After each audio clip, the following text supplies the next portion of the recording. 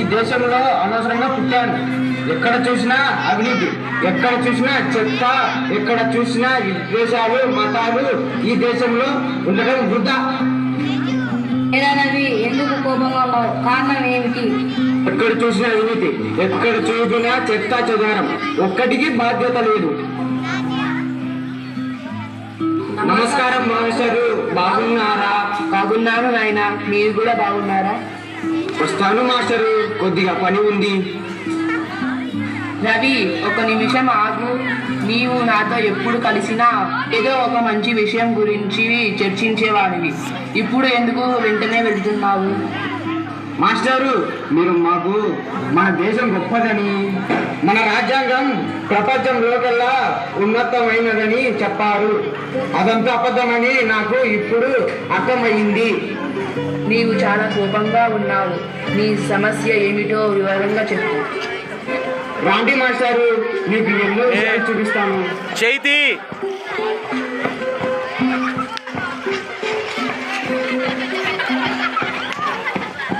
మాస్టారు చూడండి, అతనికి ఏమన్నా సామాజిక బాధ్యత ఉందా? ఇలా 6 బయటికి చెంబు పట్టుకొని రావచ్చా? చెప్పండి. రాడా రవి, అతనితో మాట్లాడదాం. ఆగు కొండప్ప, ఎక్కడికి వెళ్తున్నావు? చెప్పలేదా, చెంబు పట్టుకుపోతున్నా. కొండప్ప, మీ వీధిలో వాళ్లకు డెంగ్యూ జ్వరాలు ఉన్నాయి కదా? సార్, మా పక్కిన సుబ్బిగాడు మననే చనిపోయాడు. ఇప్పుడు వాళ్ళ కుటుంబం ఎలా ఉంది? పాపం, వాళ్ళు వాళ్ళ కుటుంబాన్ని పోషించలేక అనాథలైపోయారు.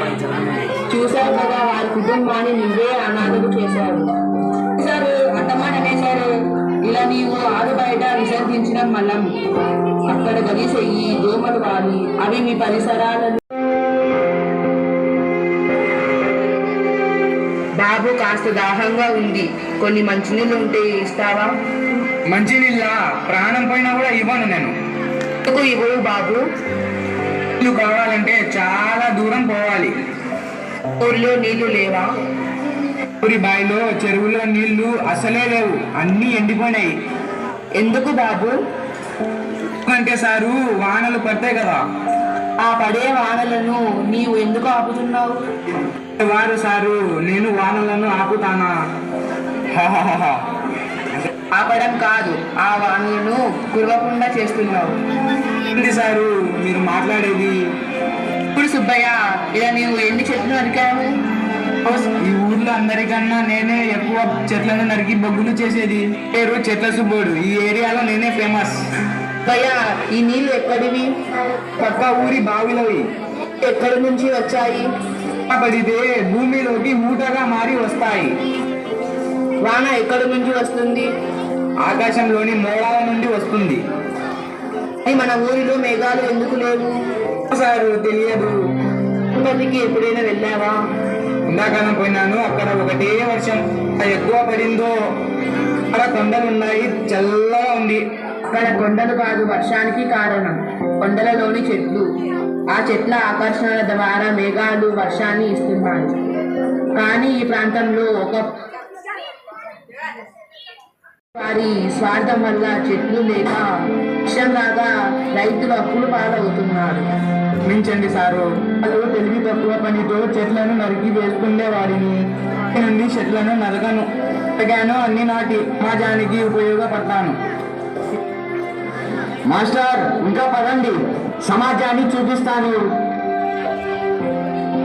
నీవు ఇలా సమాజం మీద కోపం పడే కంటే సమాజంలో మనము భాగమని మనం మర్చిపోతున్నాం.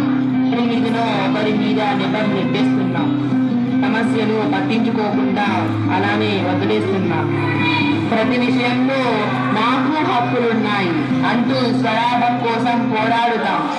కానీ హక్కుల కన్నా దేశానికి, వ్యవస్థకు సౌభాగ్యాన్ని చేకూర్చి పెట్టేవి ప్రాథమిక విధులు ఉన్నాయని మనకు తెలుసు. కానీ దాని గురించి పట్టించుకోము. ఎందుకంటే మనకెందుకు ఈ సమాజం, మనం బాగుంటే చాలు అని అనుకుంటాం. ఇలా స్వార్థం పక్కన పెట్టి ప్రతి ఒక్కరూ హక్కులకు ఎంత ప్రాధాన్యం ఇస్తారో ప్రాథమిక విధులకు అంతే ప్రాధాన్యం ఇవ్వాలి. ఇదే భారత రాజ్యాంగం చెప్పిన సత్యం. జై హింద్.